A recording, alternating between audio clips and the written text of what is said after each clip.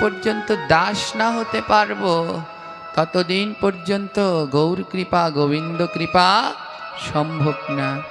তাই দেখবেন যখন আমাদের দীক্ষা দেয়া হয়, দীক্ষা পরম্পরায় আমাদের একটা নাম দেয়া হয়, ওই নামের পরে আর সাহা কুণ্ডু মণ্ডল কোনো কিছু থাকে না। তখন আমরা কি হয়ে যাই? দাস হয়ে যাই, ভগবানের দাস।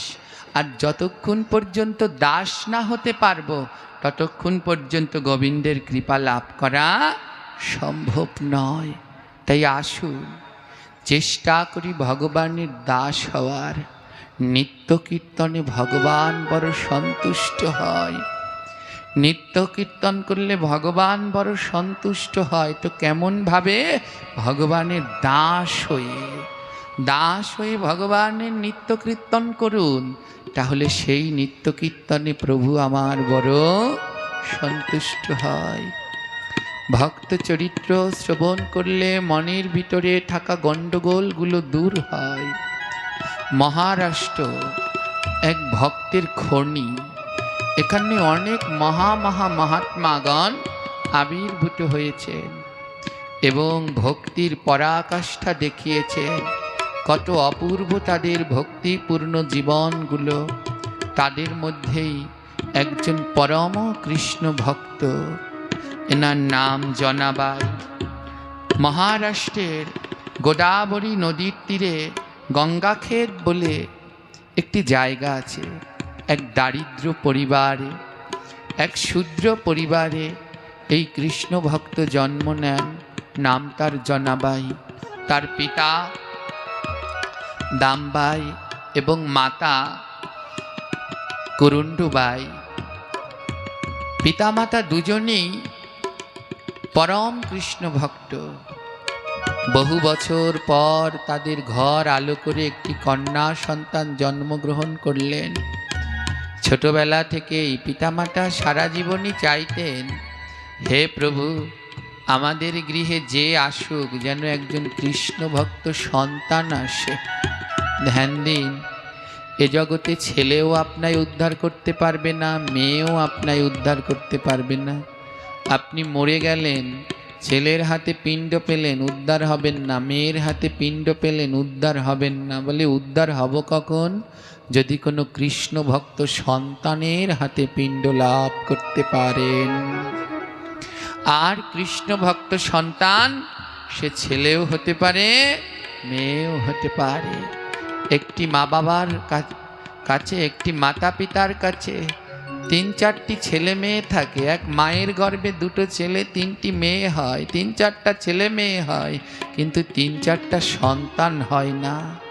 ওই 3-4 জনার ভিতরে যে কৃষ্ণ ভজন করে সে হয় সন্তান, আর যারা কৃষ্ণ ভজন করে না সেগুলো হয় শয়তান। হ্যাঁ, সেগুলো হয় শয়তান।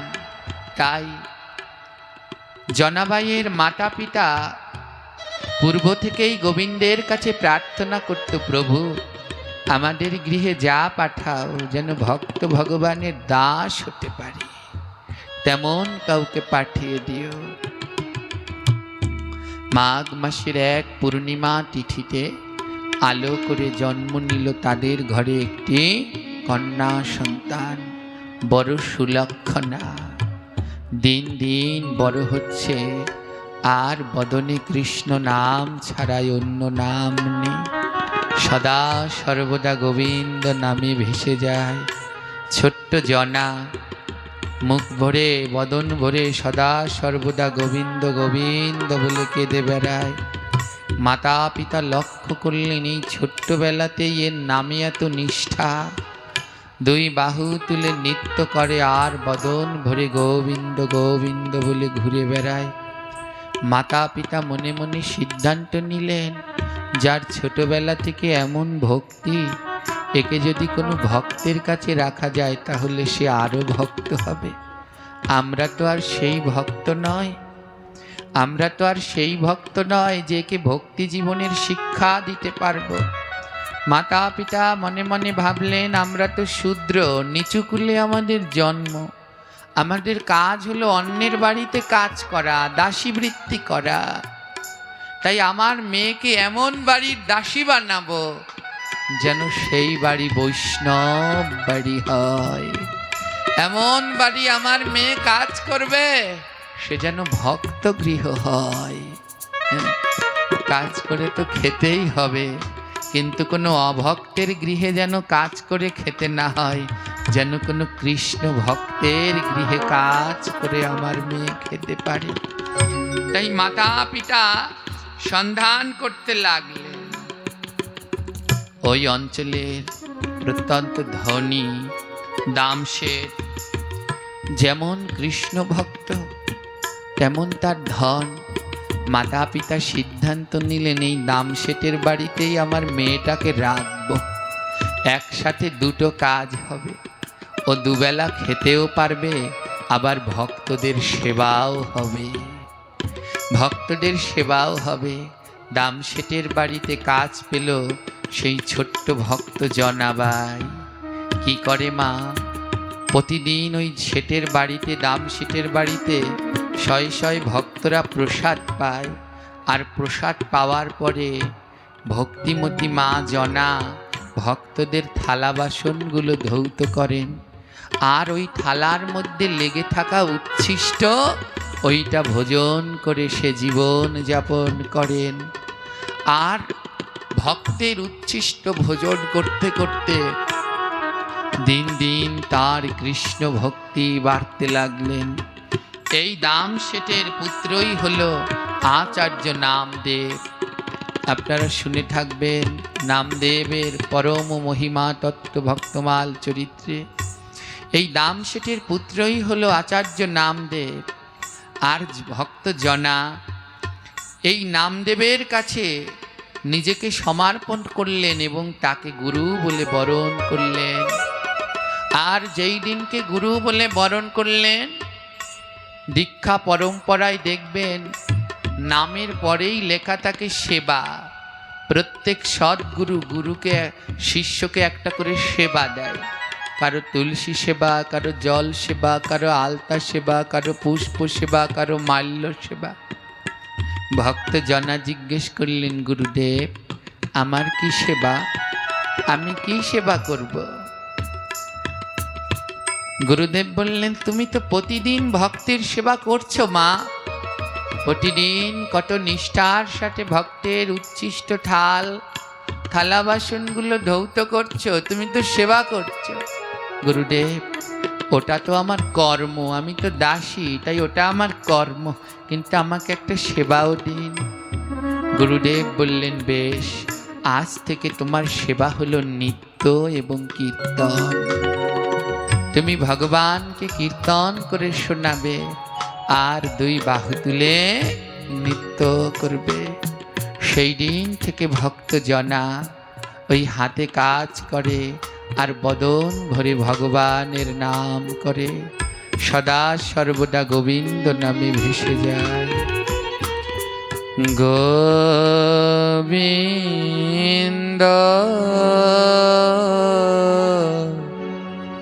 গোবিন্দ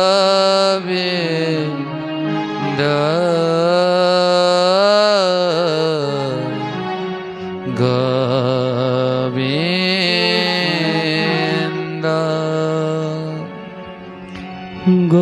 গোবিন্দ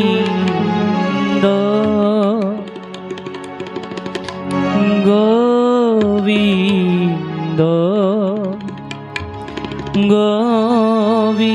গোবিন্দ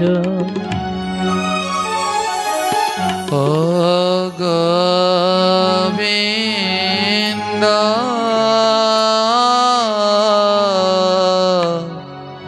গোবিন্দ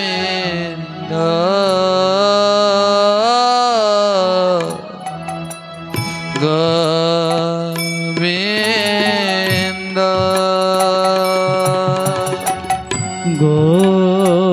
গোবিন্দ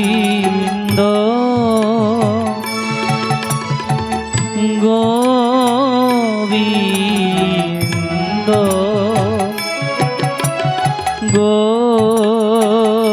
গোবিন্দ ও গোবিন্দ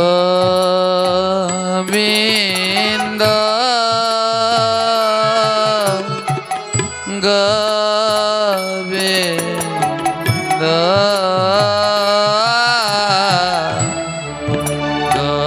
গোবিন্দ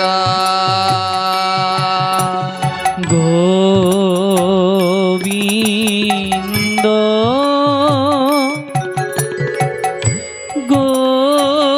গোবিন্দ সবাই বলো গোবিন্দ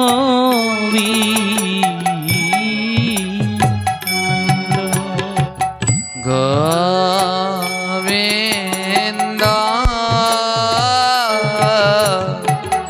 গোবিন্দ বলো গোবিন্দ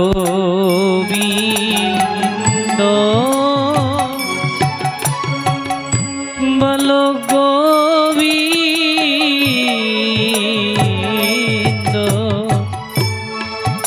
বলো গোবিন্দ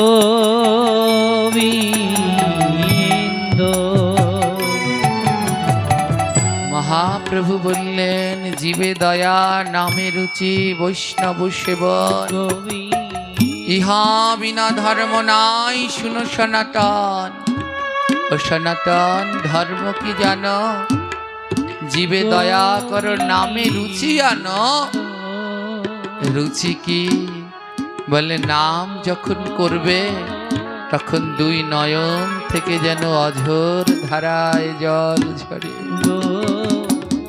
যেদিন দেখবে প্রভুর নাম করছ আর দুই নয়নে অঝোর ধারায় জল ঝরছে জেনে নেবে সেদিন বোধহয় তোমার নামে রুচি জন্মেছে পরমা ভক্ত জয়া ভক্তের সেই উচ্ছিষ্ট থালা বাসন মাঝে আর বদনে গোবিন্দ গোবিন্দ বলে ডাকে আর দুটি নয়ন থেকে টপ টপ করে জল ঝরতে থাকে নামে এতটা বিভোর হয়ে যায় ওই থালা বাসন মাজার পরে জলে চুবাতে হবে তার মনে থাকে না এমন বিভোর হয়ে গেছে যে বাসনটা মাজার পরে জলের মধ্যে দিয়ে ধুইতে হবে ধৌত করতে হবে তার মনে নেই কিন্তু জানেন প্রত্যেকটা বাসন চকচক করছে ধোয়া হয়ে যাচ্ছে বলে ও তো ধুলো না বাসনটা মাজলো ধুলো না এমন চকচক হলো কি করে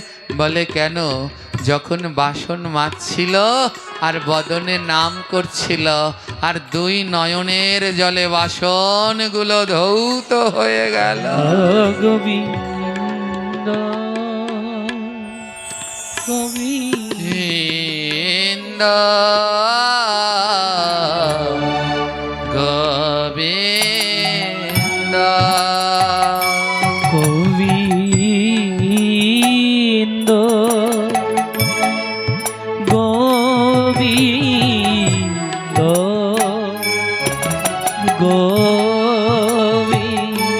গোবিন্দ ও গোবিন্দ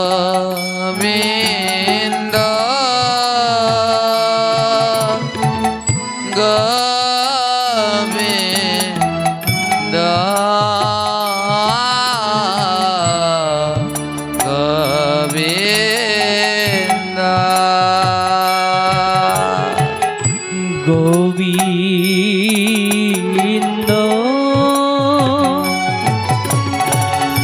গোবিন্দ গোবিন্দ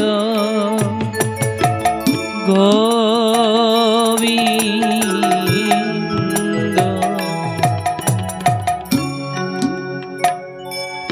নাম করছে আর নয়ন থেকে অজর ধারায় জল ঝরছে গুরুদেব সেবা দিলেন আজ থেকে তোমার সেবা হলো নাম আর নিত্য কীর্তন যখন ওই হাতে কর্ম থাকে বদনে নাম চলতে থাকে আর অজর ধারায় ঝরতে থাকে যখন হাতের কর্ম শেষ হয়ে যায় তখন দুই বাহু তুলে জনাবাই নৃত্য করতে থাকে মনটা বড় সরল অত শত সে বোঝে না গুরুদেব সেবা দিয়েছে এক মনে সেই সেবা পালন করেন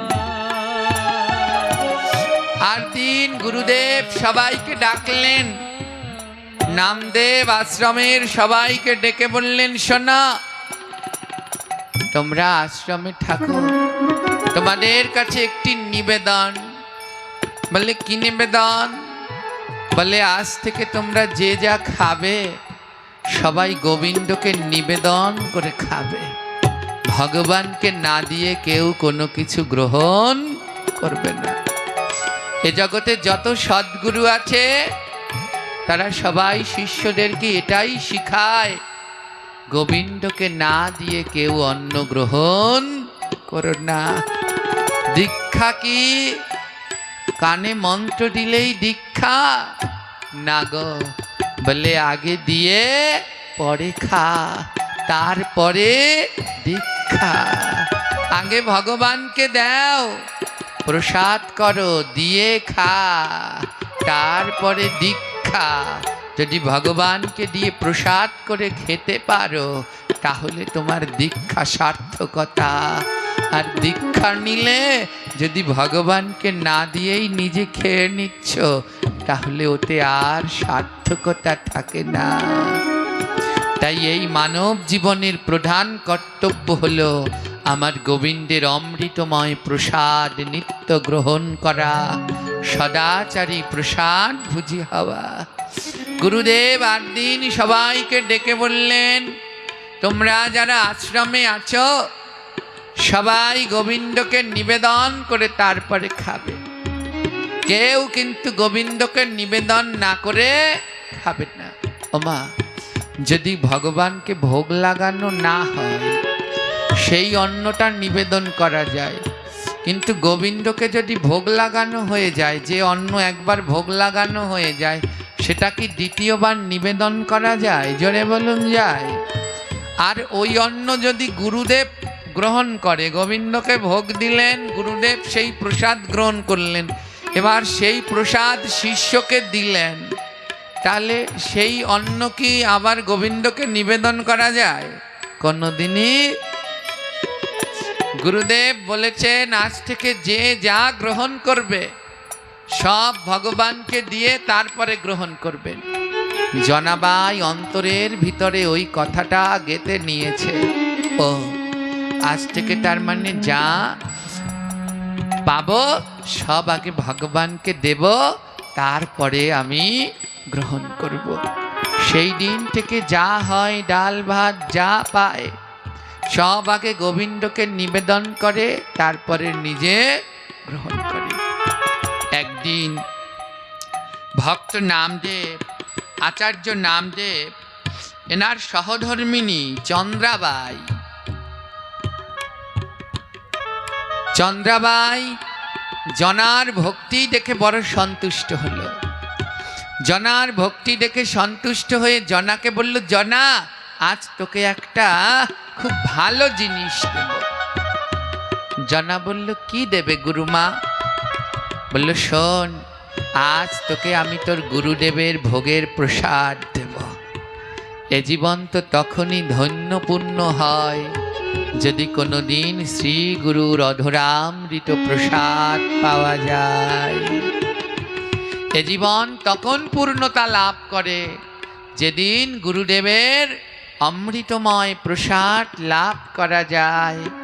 ভগবানকে যা দেয়া হয় তা প্রসাদ, আর সেই প্রসাদ যখন সদ্গুরু গ্রহণ করে তখন তার নাম হয় মহা মহা মহা মহাপ্রসাদ। আর এ জন্মে তখনই মুক্তি সম্ভব যখন না কোনো মহাপ্রসাদ লাভ করা যায়। গুরুমা চন্দ্রাবাই জনাকে বলছে, জনা দাঁড়া, আজ তোকে একটা ভালো জিনিস দেব। কি দেবে গুরুমা? আজ তোকে তোর গুরুদেব নামদেবের ভোগের থালাটা দেব। কতজন লাইন দিয়ে দাঁড়িয়ে থাকে তোর গুরুদেবের প্রসাদ নেওয়ার জন্যে, কিন্তু কেউ পায় না। কিন্তু আজ তোকে আমি সেই ভোগের প্রসাদটা দেব। কি বলছো? গুরুদেবের প্রসাদ, ওটা নেয়ার জন্য কত রাজা মন্ত্রীরা দাঁড়িয়ে থাকে, তারা পায় না, আর আমার মতো কাঙাল আজ সেই প্রসাদ পাবে? আমার এ জীবন তো ধন্য। আমার এ জীবন তো পূর্ণ। জয় নিটা, জয়কে এনে এখানে বসিয়ে দাও। জয় এখানে আয়, আয়। আমি খেয়াল করিনি তোমায়, আসো। জনাবাই কি করলেন? বলল গুরুমা আজ তো তাহলে আমার জীবনটা ধন্য হয়ে যাবে। যেই প্রসাদ পাওয়ার জন্য প্রতিদিন কত রাজা মন্ত্রী এসে বসে থাকে, আজ আমি সেই প্রসাদ পাবো, তাহলে তো আমার জীবনটা ধন্য হয়ে যাবে। গুরুমা ভক্তি ভরে সেই প্রসাদটা জনাকে দিল। জনা কিন্তু সাবধান, এই প্রসাদ তুই একা নিবি, এই প্রসাদ অন্য কাউকে দিবি না। এই প্রসাদটা শুধু তুই একা গ্রহণ করবি, অন্য কাউকে কিন্তু দিবি না। এ কিন্তু সবাইকে দেয়া হয় না। তোর ভক্তি দেখে আমি তোকে এটা দিলাম। আমা যেদিন থেকে জনার গুরুদেব বলেছিল, নামদেব বলেছিল, আজ থেকে যে যা খাবে ভগবানকে নিবেদন করে খাবে, ভগবানকে না দিয়ে খাবে না, সেদিন থেকে জনা প্রতিদিন ভগবানকে নিবেদন করে তারপরেই গ্রহণ করেন। জনাবাইয়ের মাথায় অতটা বুদ্ধি নেই, তিনি এত সরল যে গুরুদেবের প্রসাদ কোনো সময় গোবিন্দকে দেয়া যায় না, এই জ্ঞান তার ভিতরে নেই। গুরুদেব বলেছেন যা খাবে গোবিন্দকে দিয়ে খাবে। প্রতিদিনের মতো আজও সেই উচ্ছিষ্ট প্রসাদ নিয়ে বসেছেন, আর বসে গোবিন্দকে নিবেদন করছেন। আর জনা যেন আজ বেশি ভাবাগ্রাহী হয়ে গেলেন। প্রতিদিন যেমন আজ তার থেকে অন্যরকম।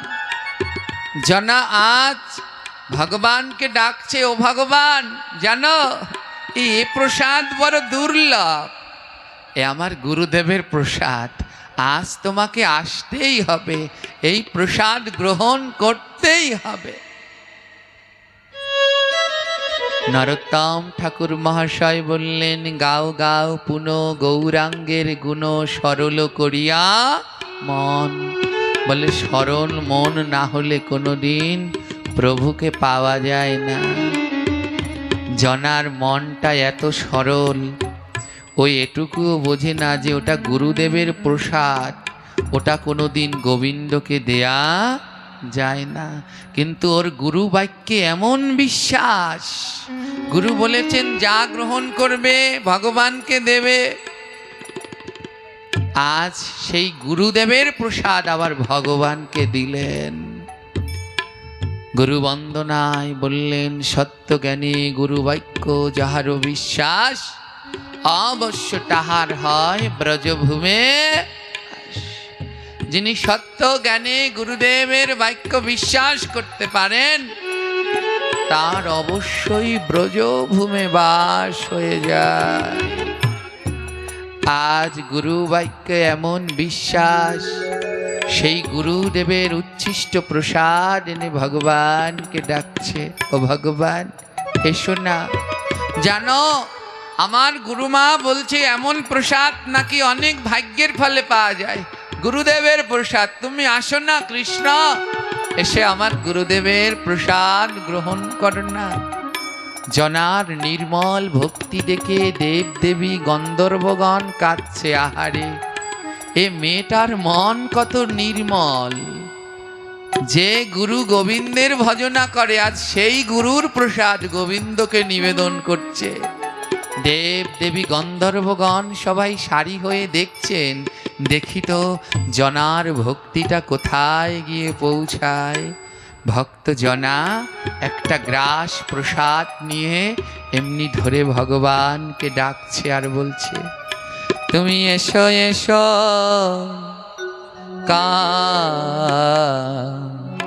কাঙালে ঠাকুর।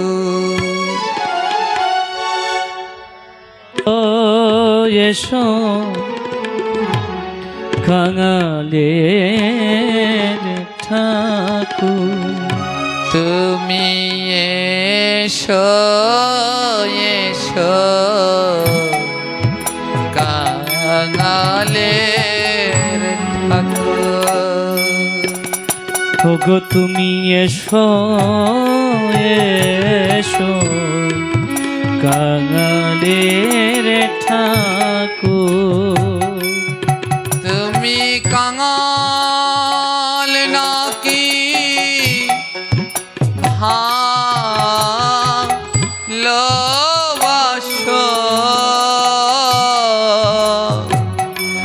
ওগো তুমি কাঙাল নাকি ভালোবাসো? তুমি এসো এসো কাঙালের ঠাকুর।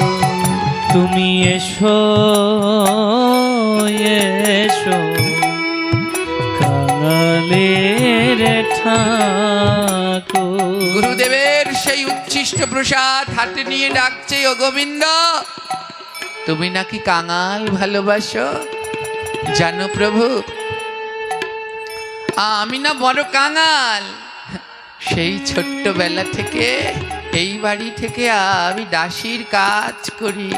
ও ভগবান, তুমি এমন কাঙাল আর পাবে না। ওগো তুমি এমন কাঙাল আর পাবে না। তুমি এমন কাঙাল আর পাবে না। তুমি এমন কাঙাল আর পাবে না। তুমি এসো এসো কাঙালের ঠাকুর। এমন কাঙাল আর পাবে না।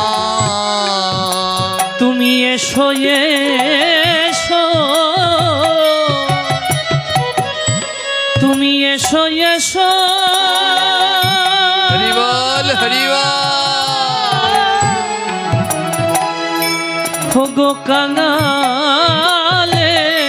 ঠাকুর। তুমি এমন কাঙাল আর পাবে না। আমি ভক্তের বড় কাঙাল প্রভু। আমি ভক্তের বড় কাঙাল প্রভু। আমি ভক্তের বড় কাঙাল প্রভু। আমি ভক্তের বড় কাঙাল প্রভু। আমায় ওই চরণে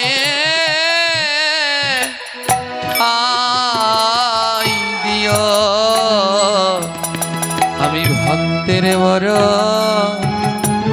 কাঙাল প্রভু। আমায় ওই চরণে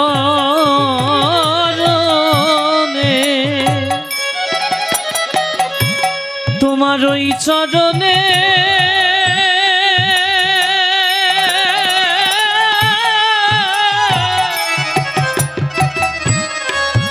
আমায় ঠাই দিও। আমি তোমার ভক্তে কাঙাল ঠাকুর। আমি চরণ ছাড়ায়া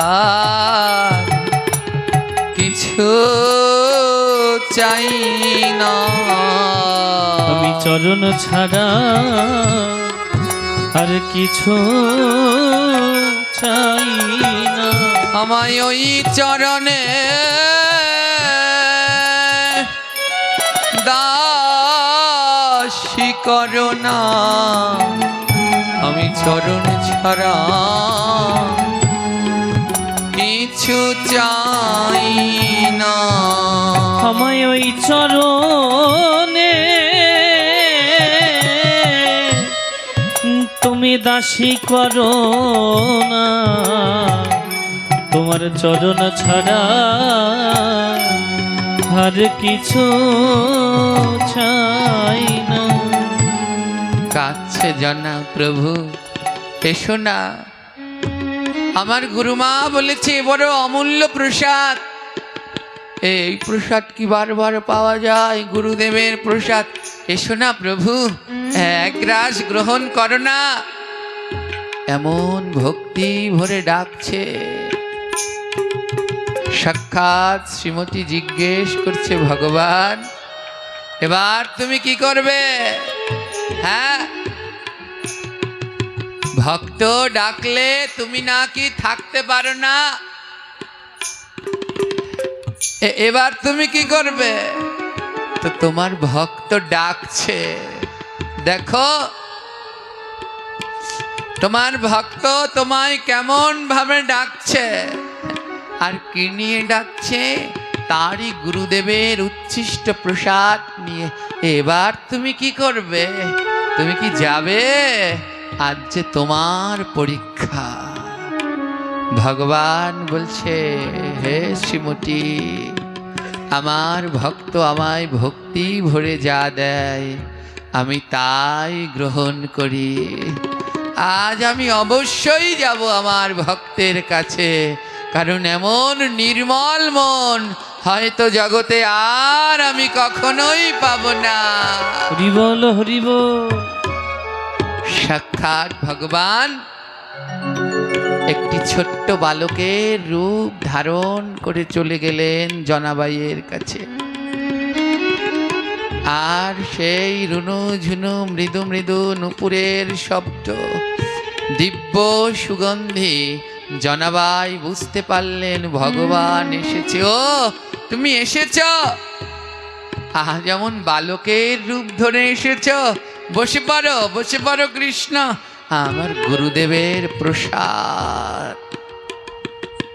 কতটা নির্মল মন হলে সম্ভব?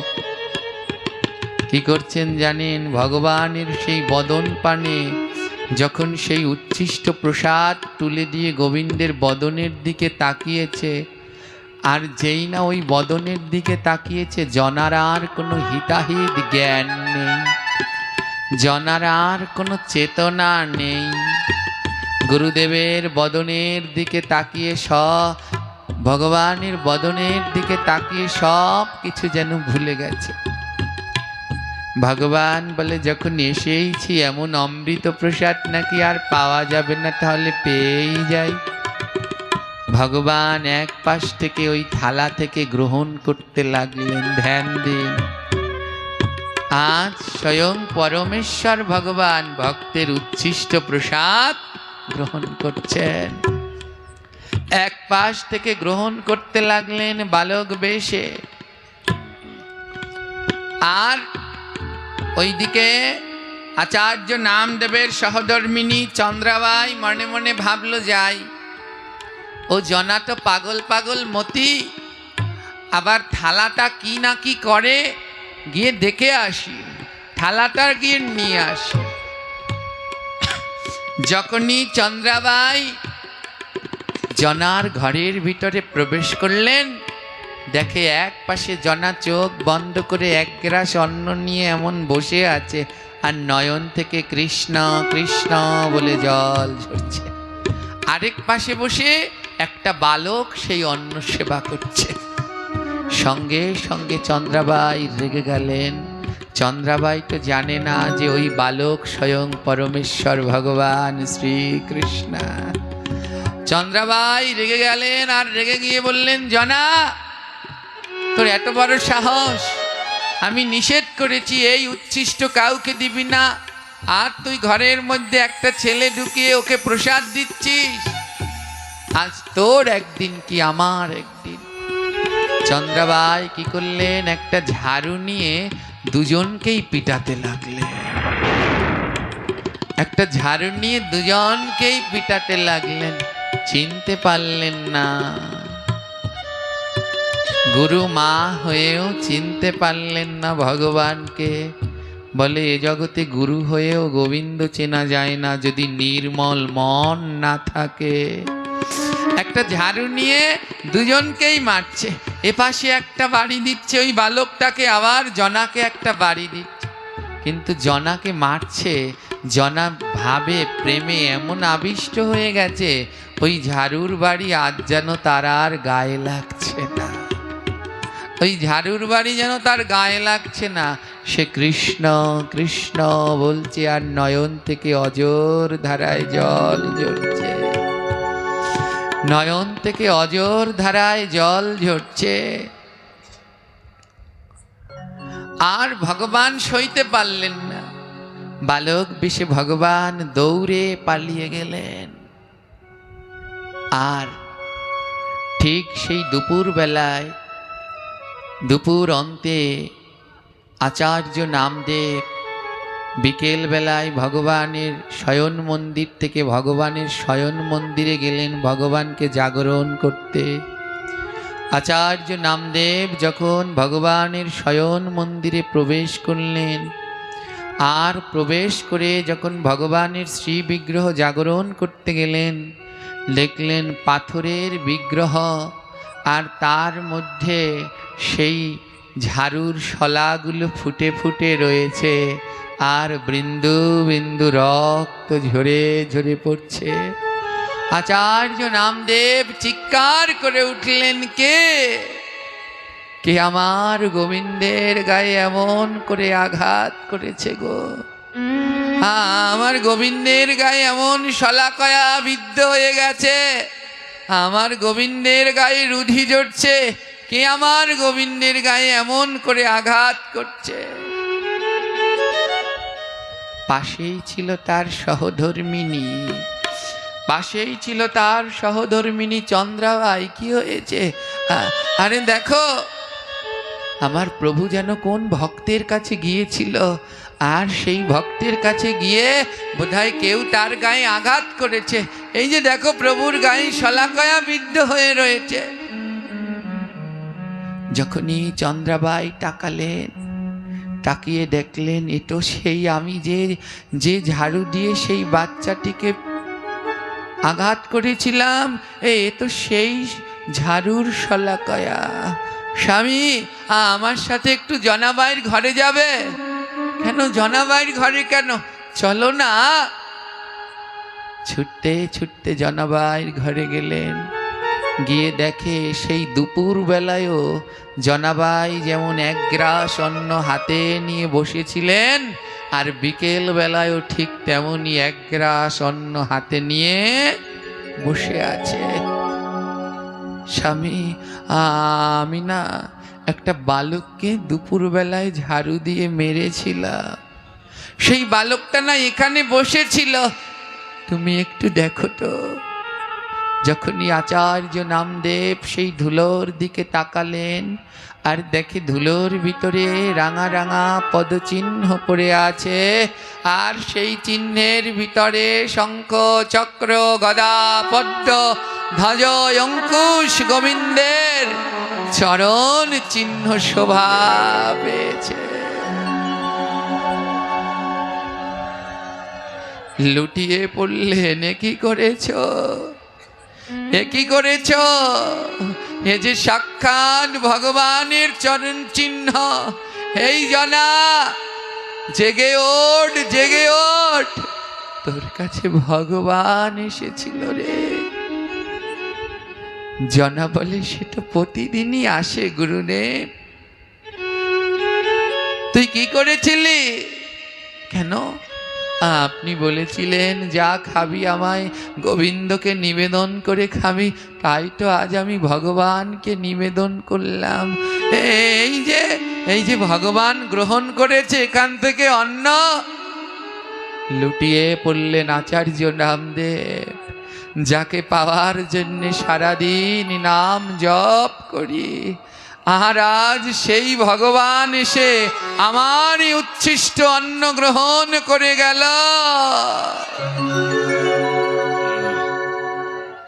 আর গুরুমা লক্ষ্মীবাই লুটিয়ে পড়ে বলছেন, জনা আমি তোর গায়ে আঘাত করেছি রে, বড় অপরাধ করেছি। ও জনা, আমায় ক্ষমা করে দিবি? জনা বলছে, কখন আঘাত করলে মা? আমি তো দেখিনি। ও জনা, তোর মতো এমন ভক্ত আর হবে না, যার ডাকে স্বয়ং ভগবান এসে উচ্ছিষ্ট অন্ন গ্রহণ করে, এমন ভক্ত যদি আর না পাই জনা। ও জনা, আজ আমি তোর কাছে একটা জিনিস চাইবো, দিবি? জনা বলছে, ও গুরুমা, আমি তো কাঙাল ভিখারি, তোমায় দেওয়ার মতো তো আমার কাছে কিচ্ছু নেই। গুরুমা বলে, আছে। জনা, তোর কাছে একটা পরম ধন আছে, আমায় দিবি জনা? জনা বলে, বলো গুরুমা, কি চাই তোমার, বলো। গুরুমা লক্ষ্মীবাই নিজের ভুল বুঝতে পেরে দুটি হাত জোর করে জনার কাছে বলছে, জনা তবে দে দে আমায় চরণ ধুলে। বলি দে দে আমায়, বলি দে রে আমায়, বলি দে দে আমায় চরণ ধুলি। বলি দেও দেও আমায় চরণ ধুলি। বলি দেও দেও আমায় চরণ ধুলি। বৃন্দ বলো এমন ভক্ত বৃন্দ কোথায় পাব? তোমরা দাও দাও আমায় চরণ ধুলি। বলি এমন ভক্ত, বলি এমন ভক্ত গৌর হরি। বলো কোথায় পাবো? দেও দেও আমায় চরণ ধুলি। আজ ভক্তের ধুলা মাথায় দেব। বলি ভক্তের ধুলা মাথায় দেব। আমার অঙ্গে মাগব, সঙ্গে রাখব। ভক্তের ধুলা মাথায় দেব। ধুলি অঙ্গে মাখব, এই ধুলি অঙ্গে মাখব।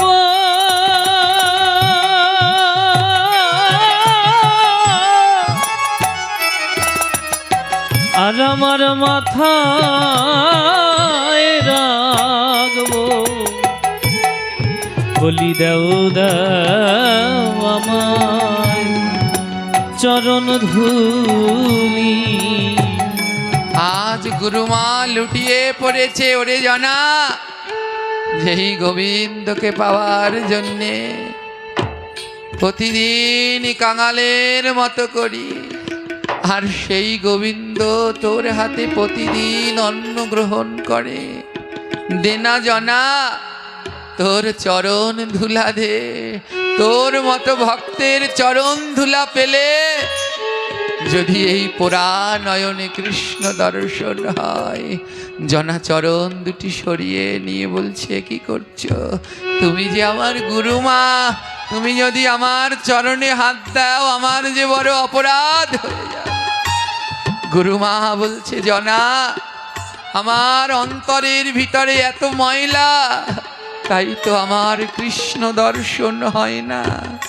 তোর কাছে বসে গোবিন্দ অন্ন গ্রহণ করছে, কিন্তু আমার মনে এমন ময়লা জমে গেছে, আমি গোবিন্দ দেখতে পেলাম না। ও জানা, তোর চরণ ধুলা যদি আমি নেই, তাতে যদি তোর পাপ হবে, তবে তোর পাপ হোক, তা আমি চাই না। ও জানা, তবে একবার আমার বুকে আয় না। বলি একবার আমার বুকে আয় না, বলি একবার আমার বুকে আয় না। বলি একবার আমার বুকে আয় না। বলি আই রে ভক্ত পরশ করি, একবার আমার বুকে আয় না। বলি আয় না ভক্ত, বলি একবার আয় না ভক্ত। তাই গৌর প্রেমানন্দে গৌর হরি বল। ওরে একবার বুকে আয় রে, বলি আয় না ভক্ত একবার পরশ করি। বলি এমন জন্ম আর হবে না, বলি এমন জন্ম আর হবে না। তোরা একবার আমার বুকে আয় না, এমন জন্ম আর হবে না। তোরা একবার আমার বুকে আয় রে, ওরে এমন জন্ম আর হবে না। ও জানা, একবার আমার বুকে আয় না। জানিস আমার এই অন্তরে, এই বুকের মধ্যে এমন ময়লা জমে গেছে। কৃষ্ণ এলো, আমি কৃষ্ণ দেখতে পারলাম না। পরমা ভক্ত জনাভাই গুরুদেবের আজ্ঞায় গুরুদেব সেবা দিলেন, আজ থেকে তোর সেবা নাম আর কীর্তন। প্রতিদিন ওই দাসীর কাজ করে আর বদনে মধুর মধুর কীর্তন করেন। এ জগতে বড় বড় সন্তদের কীর্তন লেখা হয়। ভগবান বললেন, আমার ভক্ত এত সুন্দর কীর্তন করে, এটা লেখা হবে না। যখন জনা ওই থালা বাসন মাজে আর আপন মনে কীর্তন করে, স্বয়ং ভগবান নিজে জনার পিছনে বসে বসে জনাবাইয়ের গাওয়া কীর্তনগুলো কাগজে কলমে লিখে। জানেন, আর কোনো ভক্ত চরিত্রে এমন নেই গো মা। জনার 380টি কীর্তন ভজন সাক্ষাৎ গোবিন্দ নিজের হাতে লিখেছেন। বলে, ভক্তের এই গাওয়া ভজনগুলো আমি নিজের হাতে লিখব। আজও রয়েছে মহারাষ্ট্রে জনাবাইয়ের সেই 380টি ভজন, যার নাম সকল সন্ত গাথায়, যা স্বয়ং ভগবান নিজের হাতে লিখেছিলেন। প্রতিদিন জনাবাই এমন কীর্তন করতেন আর ভগবান নিজের হাতে সেই কীর্তনগুলো কাগজ কলমে লিখতেন। রাত্রবেলায় জনাবাইয়ের গুরুদেবের সেবা নাম আর কীর্তন।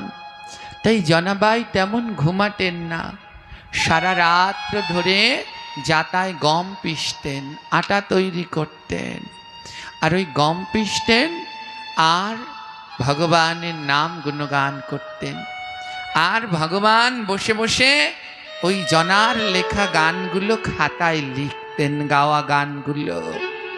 হ্যাঁ, একদিন জনাবাই কীর্তন করতে করতে, ওরই পাশে রয়েছে বিঠ্ঠলদেব ভগবানের মন্দির। তো একদিন জনা কীর্তন করতে করতে বিভোর হয়ে গেল। প্রতিদিন ব্রহ্ম মুহূর্তের আগেই কীর্তন শেষ করে দেয়, কিন্তু আজ আর করলেন না। আজ ব্রহ্ম মুহূর্ত হয়ে গেল, প্রেমে বিভোর হয়ে জনাবাই গাইতে লাগলেন আর ভগবান লিখতে লাগলেন। ভগবান দেখলেন বিঠ্ঠলনাথ মন্দিরে ভগবানের মঙ্গল আরতির সময় হয়ে গেছে।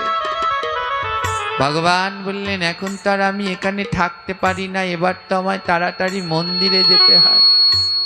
তাই ভগবান যখন তাড়াহুড়ো করে যেতে শুরু করেছে, আর ভগবানের গায়ে হীরা খচিত একখানা উত্তরী ছিল, সেই উত্তরীখানা ওই জনাবাইয়ের ভাঙা ঘরে পড়ে রইল। আর জনাবাই তো প্রেম সে ভগবানের দিব্য নাম কীর্তনে মজে রয়েছে। এমন সেই দিব্য কীর্তন কোনো চেতনা নেই। বলে এ জগতে গোবিন্দকে তো তখনই পাওয়া হবে যখন এমন নামে রুচি হবে। বলে নাম করবার সময় যেন অন্য চেতনা ভিতরে না আসে। হরিদাস ঠাকুর নাম জপ করতেন 3 লক্ষ, গোনা গোনা 3 লক্ষ নয় মা, 3 দিকে লক্ষ্য রেখে জপ করো। নাম জপ করবার সময় 3 দিকে লক্ষ্য রাখো, যেন জপ করবার সময় আমার গোবিন্দ ছাড়া অন্য কোনো চিন্তা তোমার মাথায় না আসে, সেই দিকে লক্ষ্য রাখো। লক্ষ্য ঠিক করো। জনাবাই এক মনে গিয়ে গাইছেন।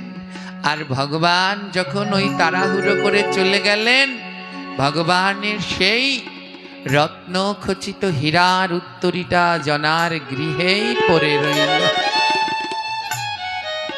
সকালবেলা বিঠ্ঠলনাথ মন্দিরে পূজারী যথারীতি নিয়মে দরজা খুললেন, আর দরজা খুলে দেখলেন ভগবানের সব থেকে দামি উত্তরীটাই মন্দিরে। রাজার কাছে নালিশ চলে গেল, রাজা মশাই ভগবানের সব থেকে দামি উত্তরীটা খুঁজে পাওয়া যাচ্ছে না। সেই হীরা দিয়ে খচিত উত্তরী বড় দুর্লভ। রাজা সমস্ত প্রহরীদের বললেন, যাও প্রত্যেক ঘরে ঘরে গিয়ে তল্লাশি করো, কোনো না কোনো ঘরে ঠিক সেই উত্তরই আছে। প্রত্যেক ঘরে ঘরে গিয়ে খোঁজ করতে লাগলো। সেই হীরা খচিত উত্তরী সব ঘরে ঘরে গিয়ে খোঁজ করতে লাগলো। আর জনাবাই এক মনে ভগবানকে ডেকে চলেছেন, হরে কৃষ্ণ হরে কৃষ্ণ কৃষ্ণ হরে হরে হরে রাম হরে রাম রাম হরে হরে। হরে কৃষ্ণ হরে কৃষ্ণ হরে কৃষ্ণ হরে হরে হরে রাম হরে সবাই মিলে উচ্চস্বরে রাম রাম হরে হরে হরে কৃষ্ণ হরে কৃষ্ণ কৃষ্ণ হরে হরে হরে রাম হরে রাম রাম হরে হরে। হরে কৃষ্ণ হরে কৃষ্ণ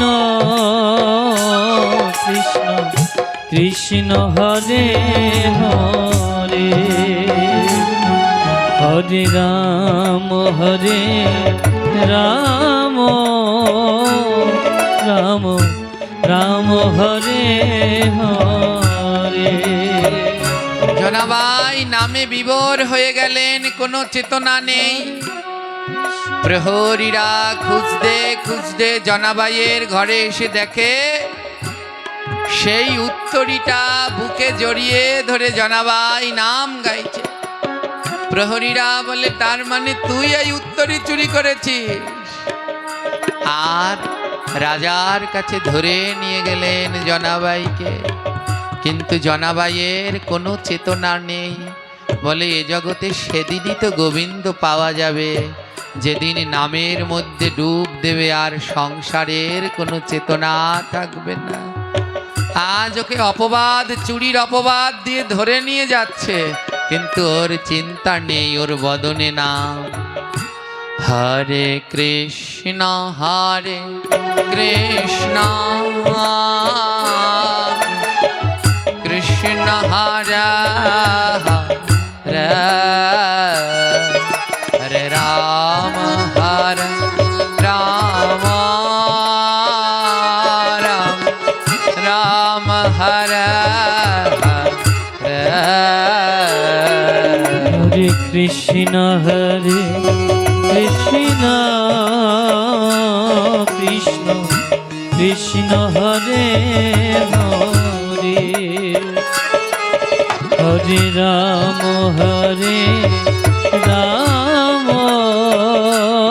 রাম রাম হরে হরে। সারা রাজ্যে খবর ছড়িয়ে পড়েছে জনাবাই বিঠ্ঠলনাথ ভগবানের উত্তরীয় চুরি করেছে। সবাই দলে দলে দেখতে গেছে। দেখতে গেলেন স্বয়ং গুরুদেব আচার্য নামদেব। লক্ষ্মীবাই জিজ্ঞেস করলেন, স্বামী, আদৌ কি জনা উত্তরীয় চুরি করেছে? সবাই অপলক দৃষ্টিতে তাকিয়ে আছে। রাজা জিজ্ঞেস করলেন, এই জনা, সত্যি করে বলো, তুমি এই উত্তরী কোথায় পেলে? কিন্তু জনাবাই এমন নামের মধ্যে ডুব দিয়েছে, ওই রাজার কথা তার কর্ণে যাচ্ছে না। বলে, এ জগতে নাম করলে এমন ভাবেই করো যেন নাম করো ওই নামই শুধু তোমার কর্ণে যায়, অন্যের কোনো কথা যেন তোমার কর্ণে না যায়। যদি কোনো দিন এমন ভাবে নাম করতে পারো, তবে জেনে রেখো সেদিন ভগবান আসবেই আসবে। রাজা জিজ্ঞেস করছে, কিরে, উত্তরী কোথায় পেয়েছিস? জনার বদনে কোনো কথা নাই, শুধু নাম। হরে কৃষ্ণ কৃষ্ণ কৃষ্ণ হরে হরে, হরে রাম রাম রাম হরে হরে। হরে কৃষ্ণ কৃষ্ণ হরি বল হরি বল। কৃষ্ণ হরে হরে, হরে রাম রাম রাম হরে হরে। আরে জনা যখন কথা বলছে না, তাহলে ওই উত্তরী চুরি করেছে। আর রাজা খুব রেগে গেলেন। আমি বারবার বলছি, তাও কথা বলছে না। বিঠ্ঠলনাথ ভগবানের মন্দিরে চুরি করা, এই জনার জন্যে শুল দণ্ডের আয়োজন করা হোক, ওকে শুলে চড়ানো হবে। আয়োজন করা হলো শুল দণ্ডের। চিকন সেই শুল দণ্ড, যার উপরে বসিয়ে দিলে সমস্ত দেহ ভেদ করে শুল মস্তক থেকে বেরিয়ে আসে। সুচক্র সেই শুল দণ্ডের আয়োজন করা হলো। ভক্তরা সবাই হাই হাই করছে, সবাই মিলে হাই হাই করছে। চন্দ্রাবাই আচার্য নামদেবকে বলছে, তুমি তো জানো জয়া কোনোদিন চুরি করতে পারে না, তুমি রাজার কাছে বলো। গুরুদেব আচার্য নামদেব বললেন, আজ জয়াকে রক্ষা করতে স্বয়ং ভগবান আসবে। চন্দ্রাবাই বলছেন, স্বামী সত্যি ভগবান আসবে? হ্যাঁ, আজ ভগবান আসবেই আসবে। ভগবান কখন আসে গো? ভগবান কখন আসে জানো? ভগবান নামে নামি নামে নামি গোবিন্দ আমার সেই গোলক বৃন্দাবনে কেউ যদি তাকে নামিয়ে আনতে পারে তাহলে তার নাম হলো নাম। নামে নামি নামে। আজ জনাবাই এমন ভাবে নাম করছে, আজ গোলকের হরি ভুলোকে নেমে আসবেই আসবে। হরে কৃষ্ণ হরে কৃষ্ণ কৃষ্ণ হরে হরে, হরে রাম রাম রাম হরে হরে। কৃষ্ণ হরে কৃষ্ণ, হরি বল হরি বল। কৃষ্ণ হরে হরে, হরে রাম রাম রাম রাম হরে হরে। গুরু মা চন্দ্রাবাই বড় বেকুল হয়ে গেল। স্বামী ও যে নিরপরাধ, ওকে শুলে উঠানো হচ্ছে। ভগবান কি আসবে? ও তো নাম করছে, ভগবান কি আসবে? ভগবান কি ওর কাছে ধরা দেবে আজ? আচার্য নামদেব বলল, শোনো, এ জগতে ভগবান সবার কাছে ধরা দেয় না। কৃষ্ণ নামে ঝরে যার দুই নয়নে ধারা, প্রাণ গোবিন্দ আমার তার কাছে দেয় ধরা। এ জগতে সবার কাছে ধরা দেয় না। যার কৃষ্ণ নামে দুটি ধারা বয় তার কাছে আমার গোবিন্দ ধরা দেয়। দেখতে পাচ্ছ না? দেখতে পাচ্ছ না জনার দুই নয়নে কেমন কৃষ্ণ নামে ধারা বয়ে যাচ্ছে? স্বামী, ওর কৃষ্ণ নামে এমন ধারা বয়, কিন্তু আমার কেন কৃষ্ণ নামে দুই নয়নে জল ঝরে না? এ জগতে সবার নয়নে কৃষ্ণ নামে জল ঝরে না গো। এ জগতে তার নয়নে কৃষ্ণ নামে জল ঝরে যে বদনে নাম করে আর দুই বাহু দিয়ে ভক্তকে বুকের মাঝে জড়িয়ে ধরে, তার নয়নেই কৃষ্ণ নামে জল ঝরে গো। কৃষ্ণ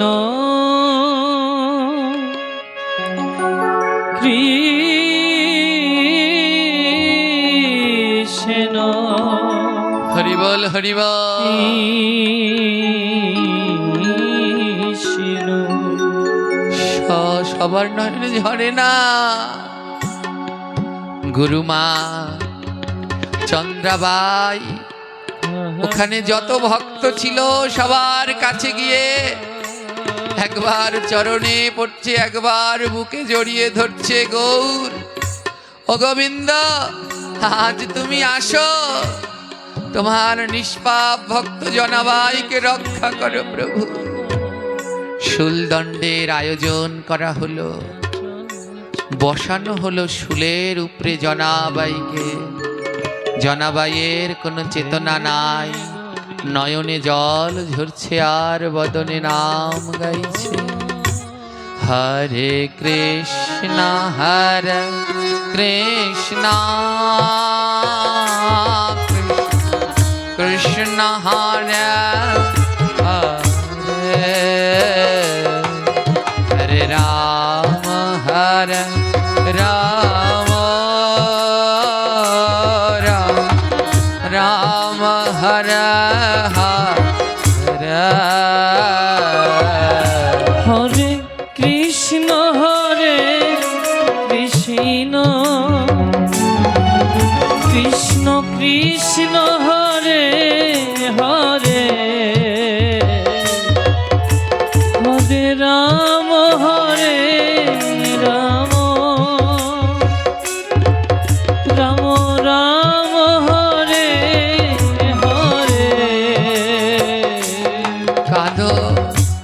দুটি নয়নের জলে যদি নাম করো কৃষ্ণ ভগবান আসবেই আসবে। কৃষ্ণ আচার্য নামদেব তার সহধর্মিনী চন্দ্রাবাই আজ ভক্তের ধুলার মধ্যে গড়াগড়ি নিয়ে নাম করছে। ওমা, এ জগতে সেই তো মান পায় যে মান দিতে জানে। জগৎ জোড়া আচার্য নামদেব আজ ধুলার মধ্যে গড়াগড়ি দিচ্ছে, বলে এই ধুলার যে কি মাহাত্ম্য সবাই তো বুঝলে না। আজ এ জগতে যে মান দিতে জানে সে মান পায়। আপনাদের এই গ্রামেরই সন্তান আমাদের ছোট ভাই জয়, দেখুন আজ দূর দূর দেশে যখন হরি কথা বলতে যায় সবাই ওকে বরণ করে নিয়ে এসে আসনে বসায়। আজ এই জগৎ জীবকে মান দেওয়ার জন্যে এই আসন ছেড়ে ভক্তের মাঝে ধুলার মধ্যে বসেছে। এ জগতে সেই তো পায় গো সম্মান যে অন্যকে দিতে জানে মান। আচার্য নামদেব আজ ধুলায় গড়াগড়ি দিচ্ছেন। প্রভু আসো, আজ তোমার ভক্তের মান রাখো। আর ভক্ত জনার্থ কোনো চেতনাই নেই, নামে বিভোর শূলদণ্ডের উপরে বসিয়ে শূল দ্বারা করিয়ে দিল। আর ওই শূলদণ্ডের উপরে কেউ বসার সাথে সাথেই দেহ এফোর হোপর হয়ে যায়, কিন্তু সবাই অপলক দৃষ্টিতে দেখল যে শূলদণ্ডের উপরে দাঁড়িয়ে আছে, জয়া বসে আছে, কিন্তু জয়ার শরীরে ওই শূলের একটা ফোরও ঢুকছে না। জয়া ওখানে অনাবরত অপলক দৃষ্টিতে বয়ে রয়েছে, বসে রয়েছে। আর যখন জয়া এমন ভাবে বসে রয়েছে সবাই জয়ার দিকে তাকিয়ে আছে, জয়ার গায়ে শূলদণ্ডের কোনো শূলই প্রবেশ করছে না। আর যখন আচার্য নামদেব ওই শূলদণ্ডের দিকে তাকালো, আচার্য নামদেব দেখলেন ওখানে কোনো শূলদণ্ডই নেই। বসেন, আপনারা বসেন, বসেন, সাক্ষাৎ ভগবান বসেন, কোনো সমস্যা না, বসেন। জয়াকে মাথায় নিয়ে বসে আছে। হরে কৃষ্ণ হরে কৃষ্ণ কৃষ্ণ কৃষ্ণ হরে হরে হরে রাম হরে রাম রাম রাম হরে হরে। সবাই দেখলেন জয়া শূলের উপরে বসে আছে। আর আচার্য নামদেব দেখলেন যে শূল নয়, সেখানে স্বয়ং ভগবান দাঁড়িয়ে আছেন। আর ভগবানের মাথার উপরে ভক্ত জনাবাই বসে রয়েছে। গুরুদেব বললেন ধন্য, এতদিন ডেকেও আমি যেই গোবিন্দের দর্শন পাইনি, আজ এমন নির্মল মনের শিষ্যের জন্যে আমি আজ এমন ভক্তের কৃপায় আজ আমি দর্শন পেলাম শ্রী গোবিন্দের। সবাই মিলে লুটিয়ে পড়লেন জয় ভক্ত জয় ভক্ত জয় ভক্তের জয়, জয় ভক্ত জয় ভক্ত জয় ভক্তের জয়। বদন ভরিয়া বলা গুরু ভক্তের জয়, বদন ভরিয়া বল জয় ভক্তের জয়। জয় ভক্ত জয় ভক্ত জয় ভক্তের জয়, জয় ভক্ত জয় ভক্ত জয় ভক্তের জয়। আরে বদন ভরিয়া বল কৃষ্ণ ভক্তের জয়, বদন ভরিয়া বল কৃষ্ণ ভক্তের জয়। আহা খোল করো তালে বলো কৃষ্ণ ভক্তের জয়, খোল করো তালে বলো কৃষ্ণ ভক্তের জয়। আর তালে তালে সবাই বলো কৃষ্ণ ভক্তের জয়। তালে তালে সবাই বলো কৃষ্ণ ভক্তের জয়। জয় ভক্ত জয় ভক্ত জয় ভক্তের জয়। জয় ভক্ত জয় ভক্ত জয় ভক্তের জয়। জয় ভক্ত জয় ভক্ত জয় ভক্তের জয়। জয় ভক্ত জয় ভক্ত জয় ভক্তের জয়। আর এমন মানব জন্ম হয় কিনা এমন মানব জন্ম হয় কি না হয়। তোমরা বদন ভরিয়া দাও কৃষ্ণ ভক্তের জয়। এই বদন ভরিয়া দাও কৃষ্ণ ভক্তের জয়। সবাই দেখতে পেলেন যে সবাই দেখছে জয়া শুলের উপরে বসে আছে, কিন্তু ওর গায়ে শুলের সূচগ্র প্রবেশ করল না। রাজা প্রহরী পূজারী সবাই ভুল বুঝতে পারলেন। আর আচার্য নামদেব ছিলেন শুদ্ধ সন্ত, তিনি দেখলেন তার দিব্য নয়নে, তিনি দেখলেন ওখানে শুল নেই, স্বয়ং ভগবান দাঁড়িয়ে আছেন আর মাথায় করে নিয়ে বসে আছেন ভক্তকে, জনাবাইকে। আর জনাকে যখন ভগবান নিচে নামিয়ে দিলে, আজ গুরুদেব লুটিয়ে পড়েছেন জনা, আজ তোর জন্যে আমার গোবিন্দ দর্শন হয়েছে। ও জনা, আমি তো তোকে কিছুই দিতে পারলাম না, কিন্তু তুই আমায় গোবিন্দ দর্শন করিয়ে দিলি। জনা বলল, গুরুদেব তাহলে আজ আপনার কাছে আমি একটা জিনিস চাইব, আপনি আমায় দিবেন? গুরুদেব বলল, বল তুই কি চাস মা? জনা বলল, গুরুদেব যেই দিন আপনার দেহ অন্ত হইবে, সেই দিন যেন আমার অন্ত হয়। এই দিনে আপনার দেহ অন্ত হবে, সেই দিন যেন আমার দেহ অন্ত হয়। এই বর দেও তুমি ওগো দয়াময়, গুরু সঙ্গে যেন এই প্রাণ যায়। এই বর দেও আমার ওহে দয়াময়, গুরু সঙ্গে যেন হয় দেহ ক্ষয়। হে গুরুদেব, যদি আমায় কিছু দেওয়ার ইচ্ছে হয় তাহলে আমায় এই বর দিয়ে দিন, যেদিন আপনি দেহত্যাগ করবেন সেই দিন যেন আমারও দেহত্যাগ হয়। শ্রী গুরুর চরণ ধরে আমি যেন প্রভুর কাছে যেতে পারি। হরিব গুরুদেব হাত তুলে বললেন, তবে তাই হোক। 1350 সালের দিকে আচার্য নামদেব যেদিন দেহত্যাগ করলেন, সেই একই দিনে একই সময় ভক্ত জনাবাই ও গুরুদেবের সাথে দেহত্যাগ করলেন। আজও মহারাষ্ট্রের পাণ্ডারপুরে সেই বিঠ্ঠলনাথ ভগবান মন্দিরের সম্মুখে রয়েছে গুরু শিষ্য দুইজনার সমাধি। একই সাথে গুরু শিষ্য দুজন দেহত্যাগ করল। এমন জন্ম যদি কোনো জন্মে হয়, এমন নির্মল যদি কোনো জন্মে মন হয়, তবে সেই জন্মেই গোবিন্দ পাওয়া যায়। হে কৃষ্ণ ভক্তগণ, তাই আদ্যকার আলোচ্য শিক্ষা, গোবিন্দের নামে নিত্য কীর্তন করুন, যেন সেই নৃত্য কীর্তন করে স্বয়ং ব্রজেন্দ্র নন্দন নেমে আসে।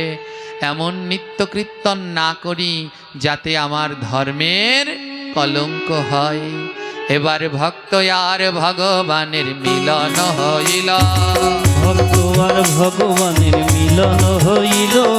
বদন ভরিয়া সবে হরে হরে বলা, ওই বদন ভরিয়া সবাই হরি হরি বল। আহা ভক্ত আর ভগবানের মিলন হইল, ভক্ত আর ভগবানের মিলন হইল। বদন ভরিয়া সবাই হরে হরে বলা, ওই বদন ভরিয়া সবাই হরি হরি বল। তাই যদি থাকে লেখা আবার হবে দেখা, যদি থাকে থাকে লেখা আবার হবে দেখা।